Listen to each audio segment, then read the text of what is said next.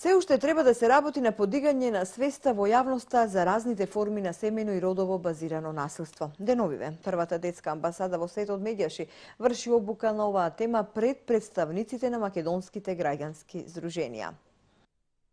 Обука за трговија со луѓе и родово базирано насилство. Представниците на македонските граѓански здруженија деновиве имаа можност да ја следат оваа обука во организација на првата детска амбасада во светот Медјаши. Станува збор за еден поголем регионален проект, мултинационална коалиција за борба против трговија со луѓе и родово базирано насилство, кој се спроведува со неколку партнерски граѓански организации од неколку соседни земји, појаснува Катерина Конеска, проектниот координатор. Додава дека посебен акцент бил ставен на заштитата на жените и децата како најранливи жртви. Ова е основна обука која што сега имаме, затоа што е дел од серија на обуки, ќе има вкупно 3 обуки, така што ова обука повеќе беше во делот на запознавање на учесниците или подсетување на оние кои што веќе знаеа за елементите на трговијата со луѓе, што тоа представува, кои се жртвите, како може да се препознае жртвата на трговија со луѓе, како истото да се превенира, а исто значи и во делот на родово базираното насилство. Се поголем е бројот на мажи, жени и деца што пријавуваат семено насилство, што како податок загрижува, вели Гордана Несторовска.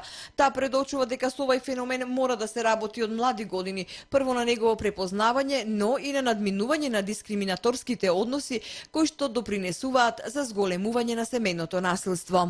Традиционалните некои така наречени традиционални вредности, помешани со притисоци од секојдневниот живот, допринесуваат за уште поголемо зголемување на некој начин на семеното насилство и различните форми на семено насилство што се јавуваат, односно различните форми и на родово базирано насилство. Кога зборуваме за родово базирано и за семено насилство, ги вклучуваме и мажите и жените подеднакво. Не се фокусираме само на жените. И покрај тоа што и светските статистики се такви дека жените се најчесто жртви на семено насилство, односно жртви на родово базирано насилство.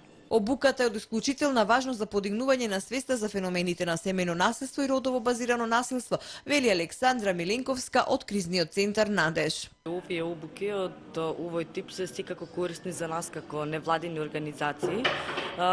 Конкретно ние како невладина организација кои што од долги години